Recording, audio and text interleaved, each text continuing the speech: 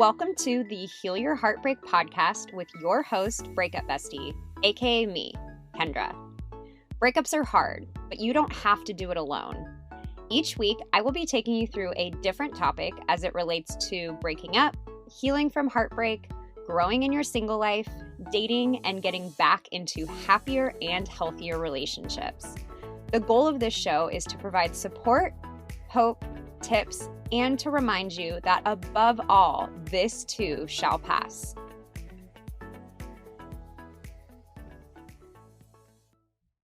Welcome to episode 48 of the Heal Your Heartbreak podcast, and I am so excited to introduce you guys to today's guest. Today, I have Ashley Vives, who is a self-love and confidence coach, and I had chills so many times throughout this episode because not only her story, but also her message. And she helps women let go of anxiety and self-doubt to become fiercely authentic and unapologetically self-confident, which I think is something that we would all love to achieve. But Ashley's story is just so powerful. There's one part where she just talks about being curled up sobbing on the bathroom floor for hours. She was a bride who was left at the altar. She was left with $20,000 in debt because of a wedding she was planning that never ended up happening.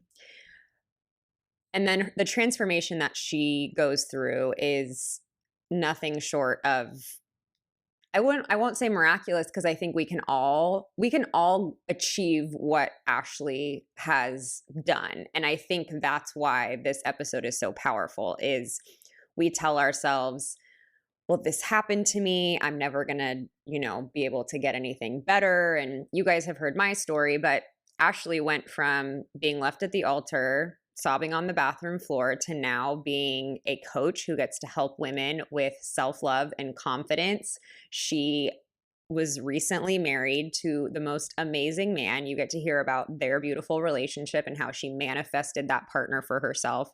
So just her story is, and I tell her in this episode, I said, your life has so many teachable moments just sprinkled throughout. So not only does she share her story, which I think we can all learn so much from, but then she also shares her take on self-care and self-love. We talk about the whole idea of the happily ever after, and that's why I named this episode Self-Love is the Real Happy Ever After, and she discusses that pretty thoroughly. So she's a delight. I completely fell in love with her in this episode, and so I'm so excited to share her with you guys. So without further ado, here is Ashley Vives.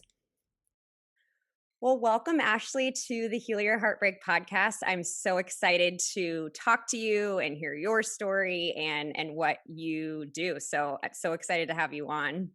Thank you. Thank you so much for having me. I'm so excited to be here. So I'd love if you could start by just telling us a little bit about yourself and, what you do. Absolutely. I would love to.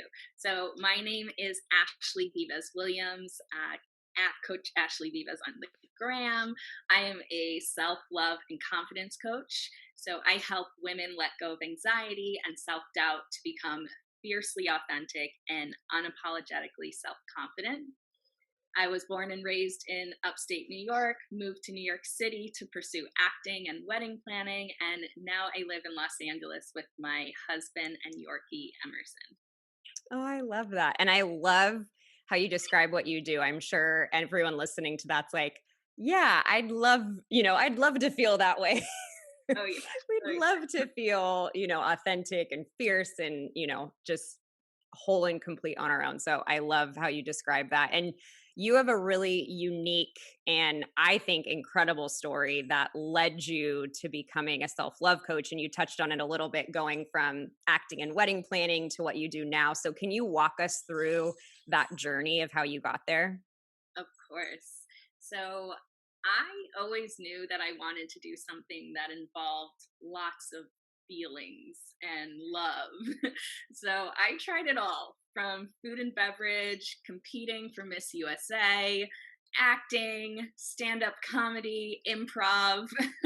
I was a track coach turned wedding planner.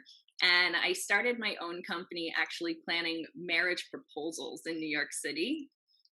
And Wow. one day I was a bride myself, and I was actually left at the altar.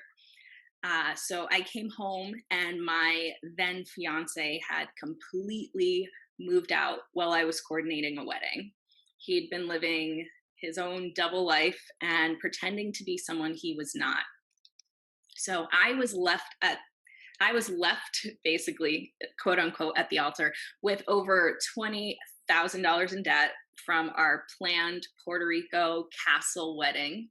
And I was left telling all of our friends and family that the wedding was off, and I felt mortified. But also, I not really surprised. And I realized in that moment that I had never truly loved myself.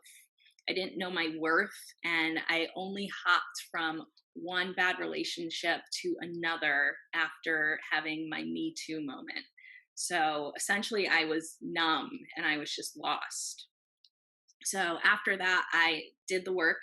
I jumped in 110%, retreats, seminars, coaches, certifications, workshops, and I became the go to person for my friends and family who were going through tough times.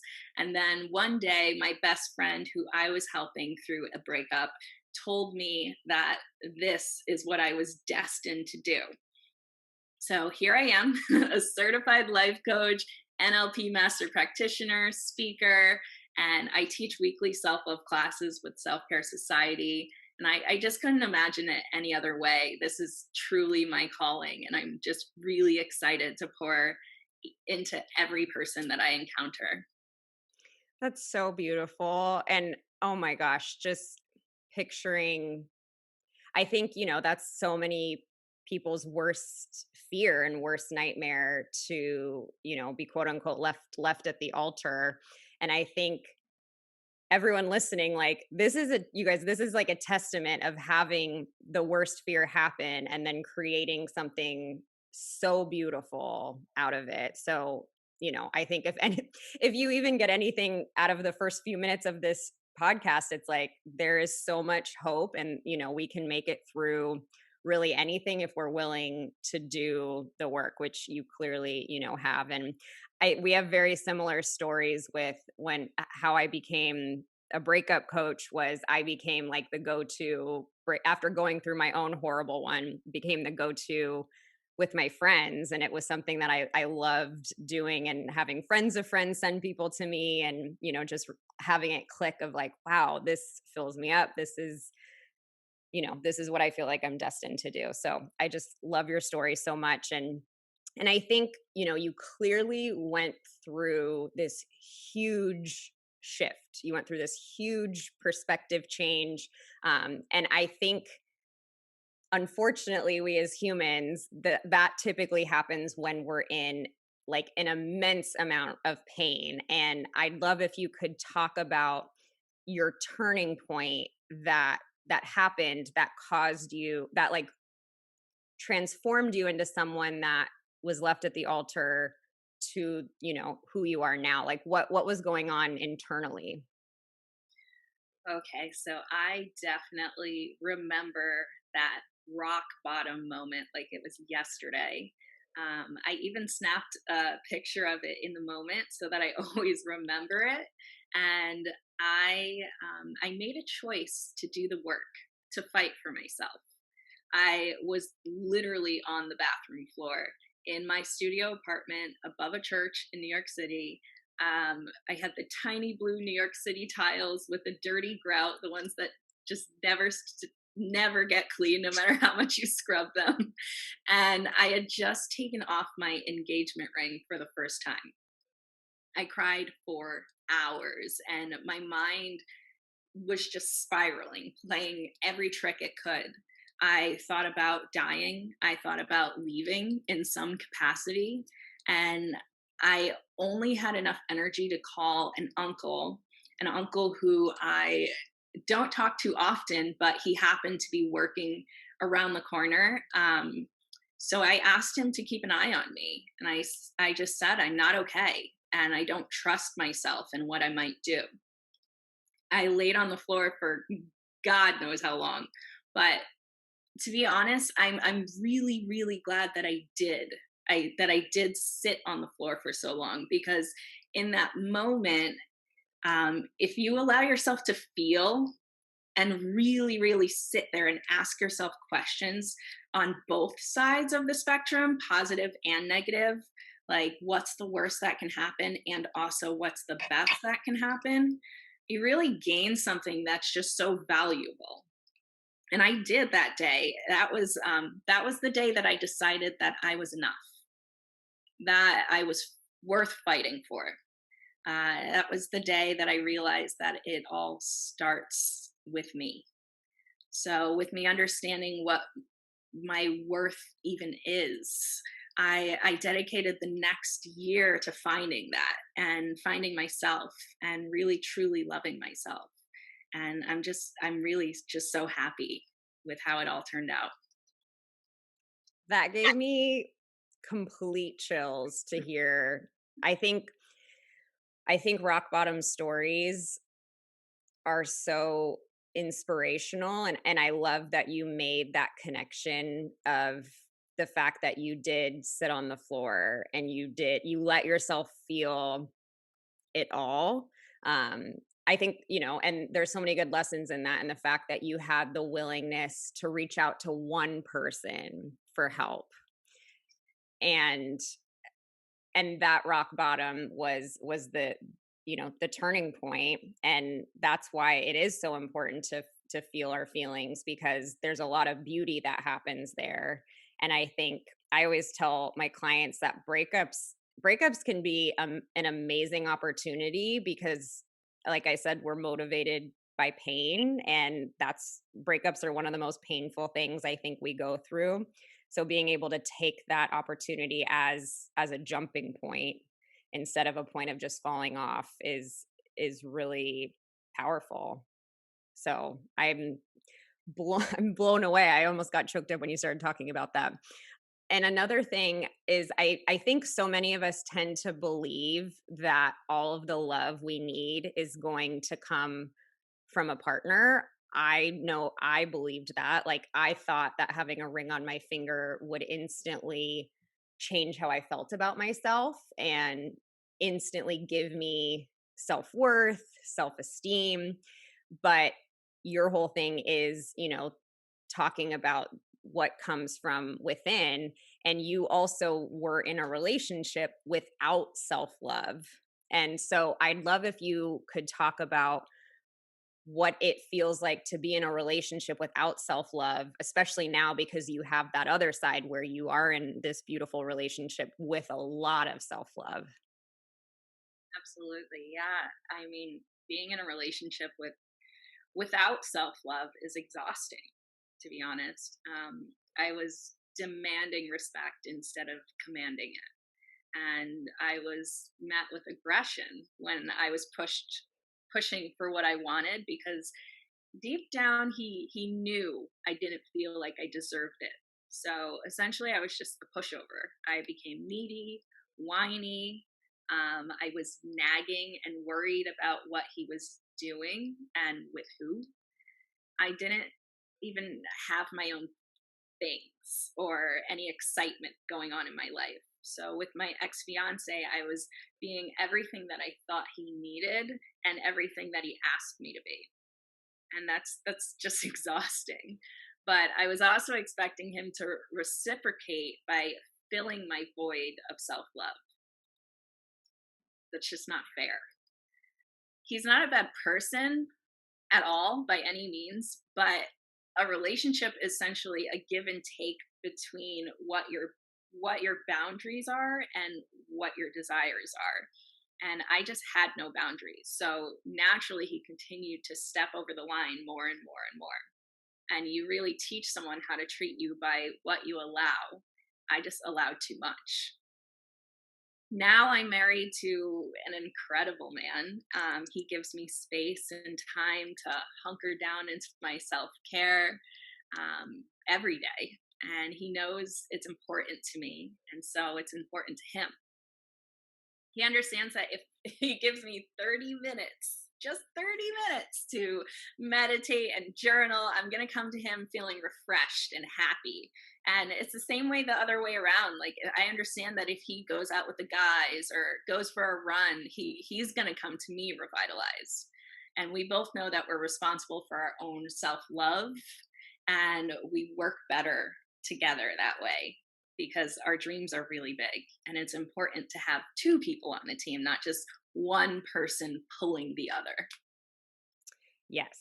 And that comes back to, that message that I think a lot of us grew up with of like, I need to find my missing puzzle piece, or like, I need to find my other half. And just remembering that a relationship is, hopefully is two whole and complete people coming together. And I related so much to what you were saying of what it feels like to be in a relationship without that self love. And I would skip out on vacations with friends because I was so afraid to leave my partner for any period of time. I would get frustrated when he had a weekend trip with the guys. And so I lost friends, I lost my hobbies. I just became this, shell of a person, a chameleon that just, molded everything that I did to what they wanted. And I even remember after going, after I took the time to do the work, I was writing down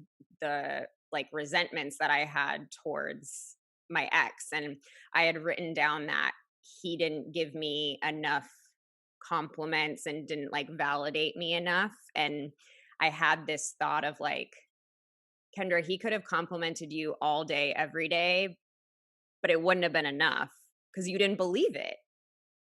Right. How could I couldn't have taken that in. It would have been entirely uncomfortable to hear that. Yeah. Oh my gosh. That, yeah, absolutely. I definitely, that hit me Yeah. because I definitely have been there. And I think there's, and you can probably touch on this, but there's so much freedom to being in a relationship where you feel good with yourself. There's Absolutely. freedom to be yourself. There's freedom to pursue what you want to pursue because you don't have that fear, that you don't have that constant fear that they're going to leave. So true. Absolutely. So, so true. It's just such a breath of fresh air to know that you're okay and they're okay and you're okay together. And you don't have to worry all the time. That just takes so much energy away from you and your relationship.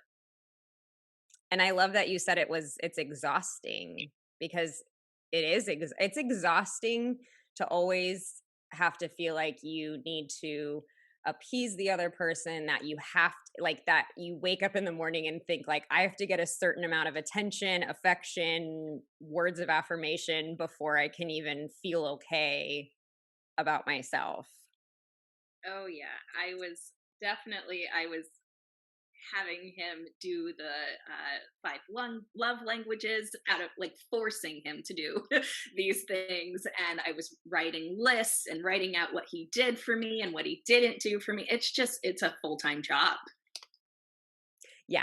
It really is, and that's always how I felt. Like, I mean, I'm sure like relationships aren't always easy, even, the healthiest ones, but they shouldn't be a full-time job. It shouldn't be that much work to have to, and I was always doing that like constant scorekeeping of, oh, they did X, Y, or Z, so that means that they like me today or that they love me. And I remember telling a friend like, man, do you think I'll ever get to a point in relationships where I don't have to do this? And I just thought it was going to come from the right partner, but that was not the case at all. No, no, it's crazy because in society, and when you see movies or just anything that's out with a love story, that's just what we're taught.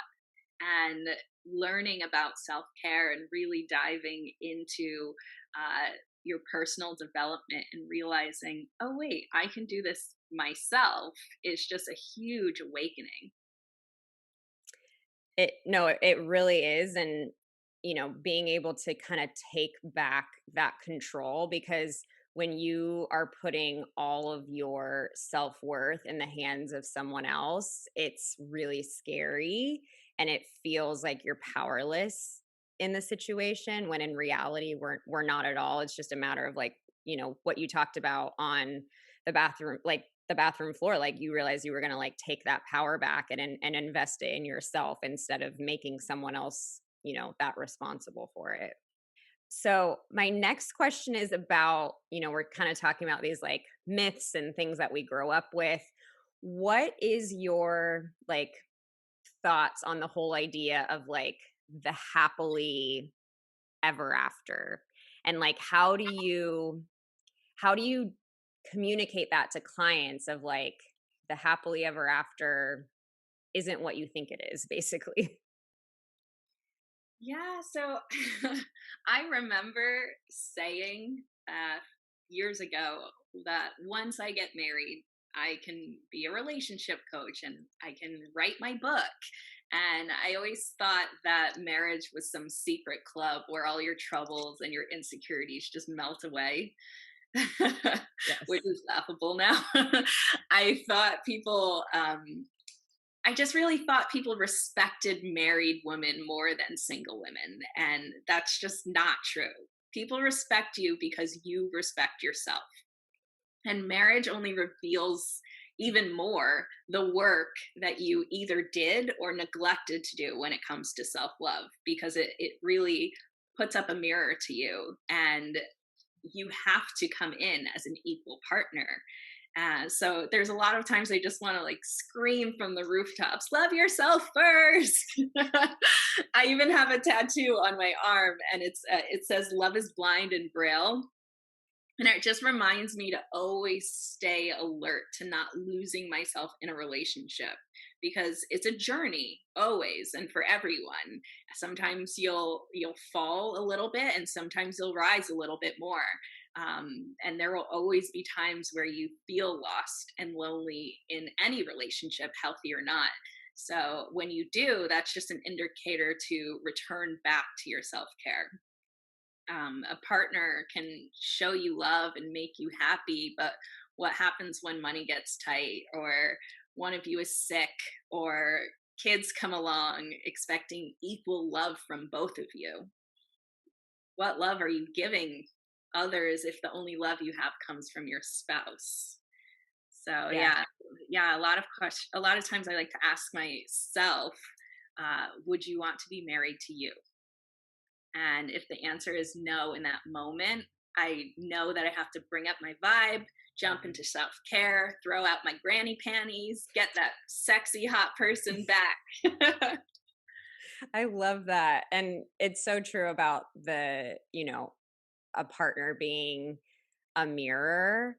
I I mean, there have been so many things that have come to the surface of things that I've needed to tackle in therapy or in my journal, of things that I have always dealt with. They just like came hot and heavy to the surface once I was living with a partner. And my husband and I have been together a while now, and even in this last year, with us being in one house for a long time, stuff has come up. So by no means did any of the issues that I had before this relationship go away once I got into the relationship. And like, if anything, they were magnified, for Oh, sure. mhm. And I like what you said too about the love is blind, because what I tell people, I get asked a lot, like, when is it okay to start dating after a breakup? And I think one thing that I tell people to be really cautious of is, if you make it your sole purpose to find someone, you'll find someone, but it's probably not going to be the right person for you, because when we're searching like that and all we want is a partner, we're not paying attention to those red flags and other things that pop up. So I'm sure, you've encountered that with yourself and those that you work with. Oh yeah, for sure. Absolutely. That is such a true statement. It's definitely important to, I always say, become that person, become like raise your vibe to become the person that you want to attract rather than looking and searching, because you will find a person, but it may not be your match or your vibrational match. If you are looking for even more help and guidance on your breakup, you can get my step by step healing process using my courses. No matter where you might feel stuck in your breakup, there is a course for you. If your breakup just happened and you feel completely overwhelmed by the intense feelings, you can get all the tools to get started with my breakup emergency first aid kit. If you feel like you can't stop reaching out to your ex, checking their social media, or obsessing about them, you can get all the tools and accountability you need from Detox Your Ex. If some time has passed after your breakup, but you still feel like you can't let go of it, I can help you let go of your ex using my Breakthrough Your Breakup course. If you feel like you might be ready to start dating again, but you're scared to get hurt again or don't trust yourself to date yet, I will give you everything you need to feel confident moving forward in my Moving On After Heartbreak course. If you want all of these things to take you from beginning to end after a breakup, you can grab my signature course, Heal Your Breakup. All of my courses include videos from me, a workbook, and my breakup journal to help you feel supported and guided through this process. Head to the link in my show notes to take the quiz and find out which course is best for you so you can start moving on, healing, and feeling happy again. Now back to the episode. Yeah, and that leads me to talking about your marriage and your relationship, which I emailed you. I watched your wedding video. I'm such a sucker for wedding videos, like instantly crying. Your dad officiated it, which is so beautiful. um, but I'd love if you could, walk us through the process of like how did you manifest that relationship? How did you bring that partner to you after this long history of not attracting the best partners? Yeah. So I definitely think and truly believe that I manifested my husband. Um, it's actually insane that when I met him, I was less than 6 months out from canceling that previous wedding, and I was on a mission to get back to self. I was doing all of the work. I wrote out a list of every single thing that I wanted in a partner, someone who would keep me balanced, but also on my toes in the right way. And I tucked it away. And I told myself that I wouldn't date anyone who didn't check all of those boxes. And at first, I was terrified because a little piece of me thought, like, what if I never do find this person? Because it was a pretty strong list. But then I answered myself with, so what if I never do? And I realized that it would be better to be alone with myself than to be loved by someone who dimmed my light. Mm. And I would be alone, not lonely, because I had seen what being lonely in a relationship already felt like. So I decided to be truly and fully open and ready to receive this man who came to me, who would come to me. And he did. He checked all of the boxes. And I even had to add some more. And he cooked, and I didn't have that on the list. And when we first met, because it was so soon after, I didn't feel fully ready for it, but I also didn't want to lose this man, this amazing, like literally checked all my boxes, perfect man. So I told him, I was just very completely honest with him, and I told him that I was still healing and that I needed to go slow. And I just really didn't expect to jump into something so soon. When I tell you, this man did not bat an eye. He was like, I was doing seminars, I was fasting, I was waking up early to meditate, I was I was coming late to dinner because I was coming from yoga or a workshop or whatever. And he helped me and encouraged me through it. And he was there for me every step of the way. He was meal prepping for me and making me fasting food. And instead of using sugar, he was sweetening it with carrot water. It was insane. And he actually even thanked me for doing that work because he knew it that he was getting a happy and whole me. Wow. There's so many powerful things you just said. I feel like I need to even, go back to you made the list, which I think is so important. I made that too. I wrote it in like a letter to the universe and I still have mine. And at the end I wrote, this feels like a really tall order. Oh yeah. This feels really impossible. But I too have a husband that checks all of those boxes. And the fact that you said, I'd rather be by myself than have to be with someone that dimmed my light. Wow. That's, because I think so many of us relate to being in a relationship that does dim our light. And it's crazy you say that too. Went through, a relationship with a narcissist. And when I finally broke, I said, he took away my light, you know?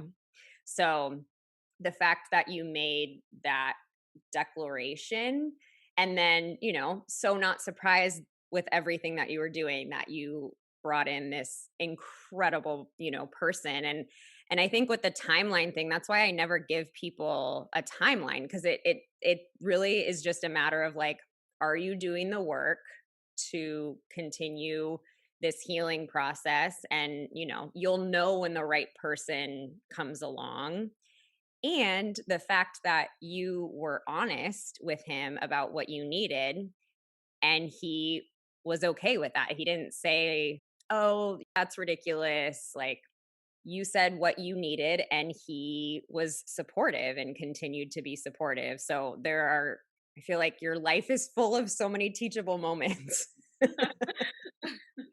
So I think that is so incredibly beautiful. And I think we should all strive to be with a partner that appreciates the work because I'm the same way. If, my husband is, he knows the days I go to therapy and he's like so thankful that I'm, someone that does that. And, we do gratitude lists every night before we go to bed together. And it's just so many things that I have my own personal practice of things, but it's so nice to be able to share that and to be with someone that really appreciates that part of me. And that, leads me to we've talked a lot on this episode about self-care. I think there are a lot of misconceptions about self-care. I think a lot of people think it's incredibly overwhelming because of those misconceptions. So I'd love if you could talk about that and, some practical things that you recommend. Yeah, absolutely. So honestly, I could speak on this for days, but I'll make it short. some of the some of the most common questions I get on this topic are, where do I begin? Um, how do I know if it's working? And then there are myths like self care is expensive, it's time consuming, or it's a luxury. It's something that I don't deserve. So I actually made a free self care made easy workbook to help squash all of those misconceptions and help people create their unique self care routine because it is and should be different for everyone. And it's the easiest way to begin implementing daily self care for the skeptic, for the busy person, or for even a lazy person. It shows you how to build self care directly into things that you're already doing. So I like to say that it's important to, in the beginning, just reframe your mindset to how can I love on myself a little bit deeper in the things that I'm already doing today. So, for example, like washing your face, you can actually decide to make a ritual out of that by lighting a candle or turning on your diffuser with lavender, and using really good non-quality or quality non-toxic products to wash your face and just take a moment in that time, say some affirmations, really just sit with yourself and love on yourself in such a like easy mundane task that you normally do. Can you speak affirmations while you're driving? Can you meditate while you're waiting for your partner to get dressed? Can you play some calming music while you're in the shower? These are things that you do already. So just changing that up and making self care into that. And then I also created a drag and drop morning routine scheduler. It's called the Feel Good Morning, and I help my clients to just not have to think of activities or journal prompts or mantras. They're already there. You just drag and drop, and then you do them Monday through Friday and change them up if you'd like. But I also just really say that self care is a ladder to self love, and it's like an iceberg in a way. So at the tip, you see self care activities like bubble baths, exercise, spa days, and then you go a little bit more surface level, still above the water, to deeper self care like meditation, journaling, breath work. Just below the water surface is where you are finding your why, self awareness, conquering your self doubt, negative self talk, limiting beliefs. And then going even deeper is forgiveness, inner child work, trauma healing, setting healthy boundaries, saying no, learning from triggers, having those difficult conversations, and just letting go of attachments. So I personally have a course for every single level of that I offer in my product suite. And then I also do one-on-one and group coaching for anyone who needs a little more accountability and just wants like a hands-on, faster result. This stuff really fires me up, as you I can know. tell. It's amazing for, I've, consider myself an avid practicer of self-care. I love that iceberg metaphor, or, visual, because progress down the iceberg, but I had to progress kind of slowly because I can't be doing trauma work if I'm not journaling or if I'm not, connecting with friends. It's so, that stuff is really deep. And so the fact of being able to start small, and I love your idea of turning the mundane into something beautiful and a ritual. And it's so interesting you say that, because just this week I've really been like upping my morning routine with a candle. I'm like such a big like moving to music dancer, so I have music in now while I make my coffee, and I like, do my little dances in the kitchen. And it's made me not only just look forward to it because it feels so special, but it also it it just feels like mine, you know. So I love that you offer all of those things, and that you are able to, bust some of those myths. And I think so much of self-care is figuring out what works for you. When I first started, I thought it was like all just bubble baths and, face masks, like the spa face mask. I've been saying face mask for so long that I'm like, they have a completely different meaning now. Oh my gosh, yeah, that's so true. The spa face masks. Oh yeah.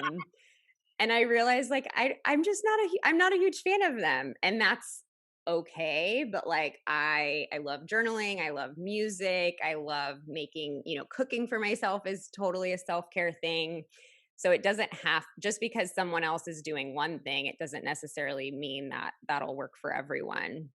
Yeah, and also, just because something doesn't work for you now doesn't mean you won't kind of graduate into it. So when I first started, I hated bubble baths because it was time that I had to sit by myself with myself. And I was like, why do people love this? It's horrible. I have nothing to do. And my thoughts would just cycle and cycle and cycle. And I hated it. It was just too much time alone. I needed quick fixes. I needed uh, to go around other people, get manicures, have cocktails with friends, things like that. And now I'm at a place where I've done so much self care and so much different work that bubble baths just light me up. Like, I love being by myself now. And I love having that moment with myself to just meditate and just allow my thoughts to pop up because I love myself. And that was hard in the beginning. Yes, I completely agree with that. That's how I was with meditation. I knew it was good for me. My dad's been like an avid meditator my whole life, and I just always said, I'm just not a meditator. And I realize it's because it was so hard for me because I constantly had these like anxious thoughts coming up, and I'm such a doer, and I'm a doer because I didn't like my being, like I didn't like to be. I wasn't like a good human being. And so it's now I can use it as like a gauge if I get really uncomfortable during my meditations, or I tell people like if I find myself constantly needing to have a podcast in my ear, it's typically, a sign that there's something else going on that needs to be addressed. That's so true. Oh, yes, I can definitely resonate with everything you just said Yeah. for sure.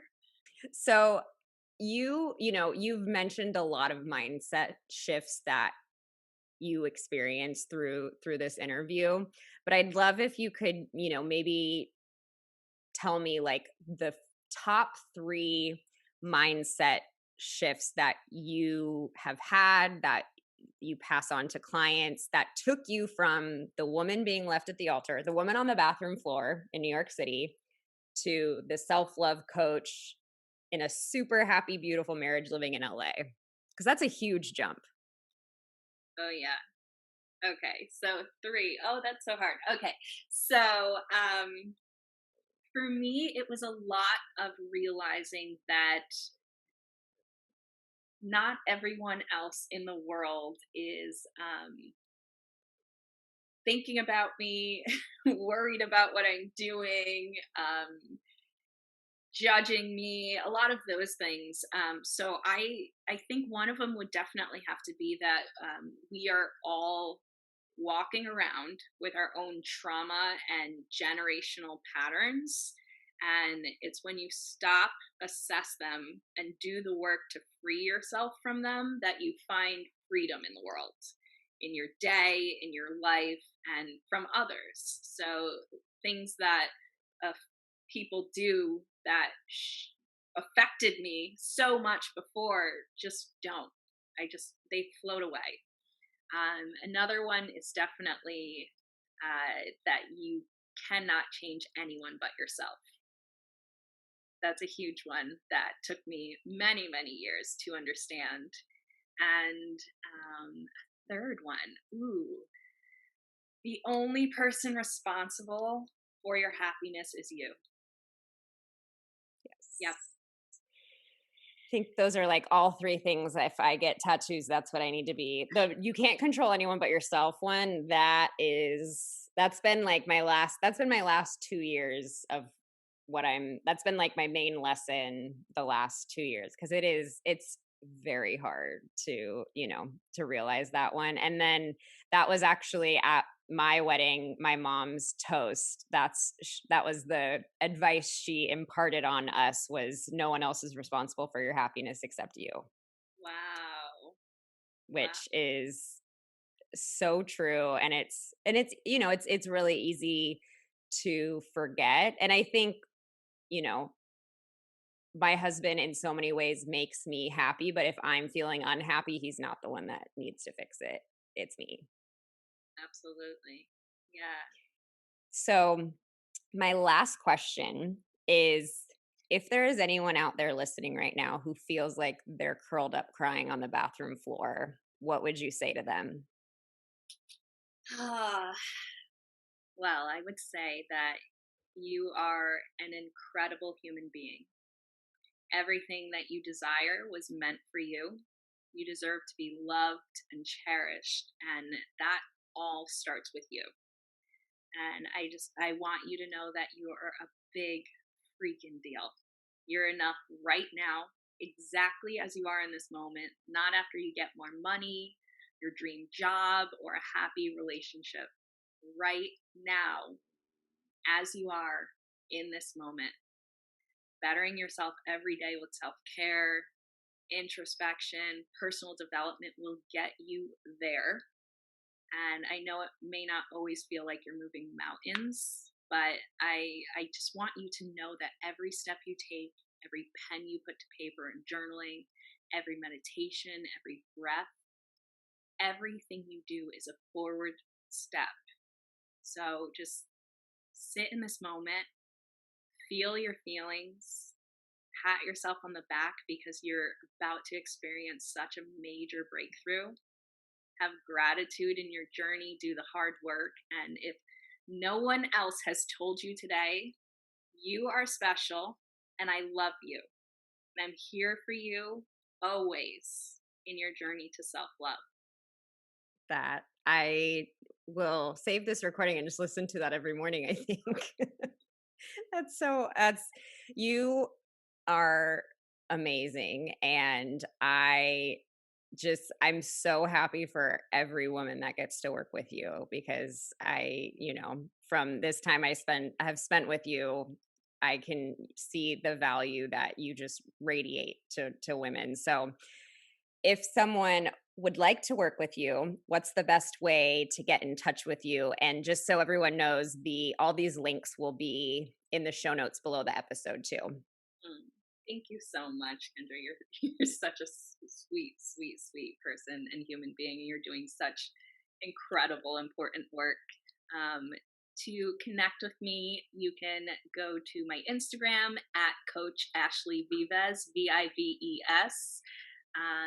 Or you can go directly to my link through Instagram. It's ashleyvives.com/Instagram. It will give you every link to connect with me in any way, whether that's getting the free workbook, getting a course, one-on-one, anything you need. And I think at the time this recording is coming out, I'm actually releasing, I think there's 2 days left to purchase a bundle deal that I have right now. It is 2 courses and it is an amazing, amazing package. One of them I will be delivering live for 3 days. So I am so, so excited. It's all about stepping into your confidence and just loving yourself completely and truly.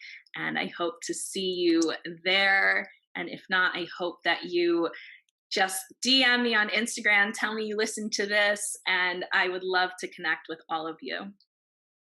Thank you so much. Yes, everyone, please go connect with her. I mean, just listen to everything she just said. This is someone that you need to connect with further. So thank you so much again, Ashley, and look forward to talking to you again soon. I hope you enjoyed today's show. If you loved it, I hope you'll leave me a review and share with your friends. If you're interested in learning more about my course, Heal Your Breakup, where I take you step by step through my entire healing process, you can find more info at my website, breakupbestie.com. And if you're new, don't forget to join our private Facebook group so you can connect with other women going through the same thing and seek support. You can search Breakup Bestie Support Group on Facebook to join. Lastly, if you're not already following me on Instagram, I share new tips and support every single day. You can find me at Your Breakup Bestie. Most importantly, hang in there, stay connected with loved ones, be nice to yourself, and remember, it's all going to be okay. I promise.